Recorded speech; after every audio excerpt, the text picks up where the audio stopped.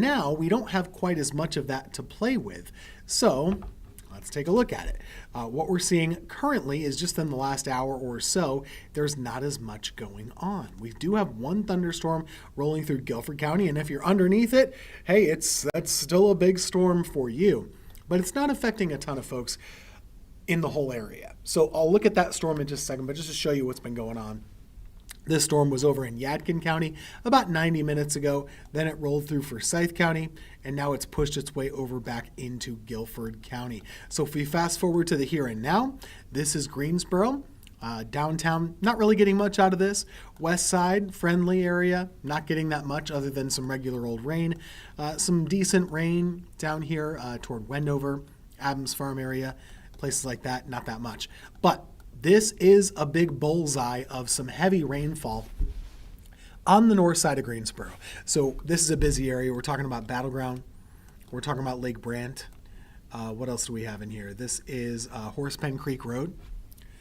Very, very heavy. And when you see little specks like this, purple specks or pink specks, that kind of, heightens your sense of there's probably some hail trying to get going in here. We haven't seen much of that today, but it is possible that there could be some. So moreover, what are we talking about? This is like prolific park area. We've got a Harris Teeter up here. Burmill Park. Burmill Park is right up here on Owl's Roost Road. And then you have Lake Brant, so to speak, as well. So this is where that storm is located. Where is it going? Before we do that, let me take a 3D slice of it. So I like to use our radar to show you kind of what the storm looks like on the inside. This is a tall one. So this shower and storm right now is about 40,000 feet tall. Pretty impressive to see the height on this thing. Very, very impressive storm on the height perspective. Now, is there going to be damaging wind in there? I'm not so sure about that. There could be a few isolated gusts, but it doesn't appear to be super organized or super big at this time. So we go back to a radar we can all look at a little bit more easily. The path on this, let me do just the last 15 minutes. So the storm motion is basically due east. So if you are in the Lawndale Drive, Lake Brant Road area, Air Harbor Road area, think about Northern Shores, up here North Church Street, you're going to get some of the rain out of this, and you're probably already hearing that thunder. This is clipping, of course, Battleground Park area, New Garden Road area, Pisgah Church Road area. It's a thunderstorm. It's a pretty good thunderstorm, but it shouldn't cause too many downed trees, I wouldn't expect, based on what we're seeing right now. Now, the radar doesn't always capture the full strength of the winds where we're located, but I do think it's probably a doable thunderstorm. A little bit of a teachable moment here. Notice now these lightning strikes are striking a little bit away from the storm from time to time. We've gotten a new scan. Now it's directly over Air Harbor Road, Bass Chapel Road, and approaching North Church Street. So it's going to rain a little bit, and there's been some decent rainfall today. If I show you the rainfall map, you might get an idea of who has seen what for rainfall. It depends on where you are. These areas have had a fair amount of rain, and remember, this is counting from midnight last night. So did those storms keep you up? Oh boy, yeah, there was a good amount of that late last night, right? And so that was mostly in the Forsyth County and Guilford County areas. If we roll the radar back all the way, let's just go back all the way to earlier this morning. A little bit back farther. So if we go back to late last night, this is when things got a little busy. So around 11 o'clock to 11:30, then we had midnight to 1 a.m. Those storms really packed a bit of a punch. And then throughout the day today, we've seen some additional ones. 4 o'clock, 5 o'clock, 6 and 7. All of this is good news. Remember, we still want to get more rainfall to help our water situation. We've been doing a pretty good job for most areas, but not everybody's been getting a hand in on it. This storm continues to push off to the east, where it'll go from here as it crosses Church Street. It'll move toward Yanceyville Road and then eventually 29 up here near Gibson Park. Not Gibson Park.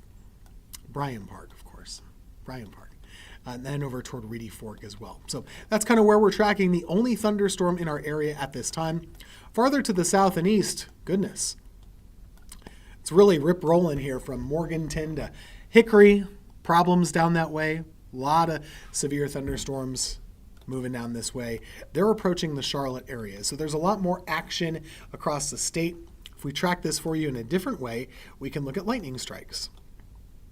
And these have been producing quite a bit of lightning, about 300 to 400 lightning strikes throughout the western foothills. In the Greensboro area, that one storm I was just showing you, a lot less, obviously. But it's got about a couple dozen strikes in the last little bit of time. Now, storm reports are showing some damage, mostly from the storm earlier today in Alamance and Orange counties. Had some issues over this vicinity. In Burlington, we had a tree down on Elderwood Drive. Had some issues in Saxbahaw, a couple trees down. Orange County had some of these issues blocking a few roadways near Carborough and Chapel Hill. A few other videos I'll show you.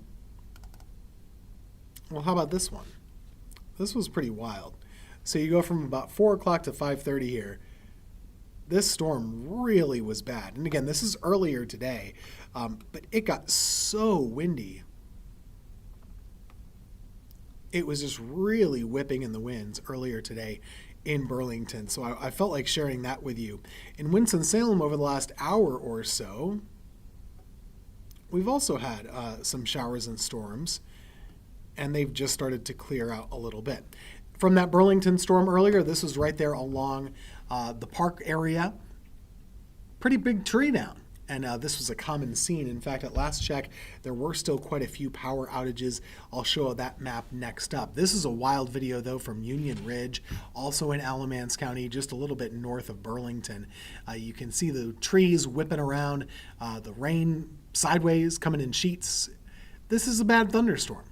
And a lot of us could be seeing at this time what you call downburst winds. So in a storm like this, the winds are rushing out of the thunderstorm. It's just collapsing, and it's spreading out in all directions. But you can see for yourself the trash cans blowing in the breeze.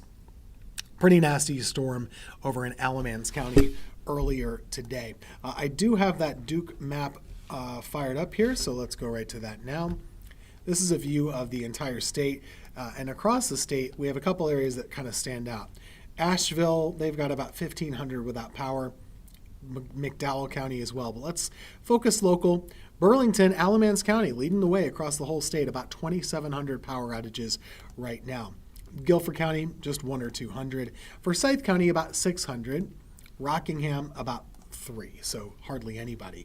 But if we look at specific locations, there are several different areas in the Burlington area. So you've got some apartments over here on East Hanover Road that are impacted.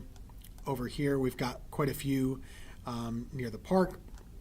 Over here on the north side, we've got about this is the biggest one. About 1,600 power outages are from the Sharp Road area to the Birch Bridge Road area, Route Street. These areas definitely have the most people impacted, and it's right on the north side of downtown. So this has been an issue for a while. They're working on it, but the estimate Duke is not giving a proper estimate, so to speak, on when it'll be fixed. So it's not clear exactly when the power will get back on in Alamance County, and you're seeing why, right? This is a pretty tough storm, and it knocked down several trees and several power lines. So that's been going on over there. Now, as we go through the rest of the evening, what could we expect? I get the sense we're pretty much winding down for a lot of us. We do technically have this severe thunderstorm watch until 10 o'clock this evening. I don't think that that's likely to be too busy from here on out. Our futurecast, again, a little bit delayed here, but it also shows things fizzling out. And when you consider the thunderstorms that are happening, what they have left to work with, temperatures are mostly in the 70s. So we have seen a lot of our daytime heat go away, but it wouldn't shock me if we have some flare-ups down in these counties toward the rest of the evening. So I'll keep on watching this for you. What I'm going to do now, I'm going to leave you with the live radar so you can watch that and track that for a little bit. Then we'll be back with another update at the top of the hour coming up at 9 o'clock. We'll see you then.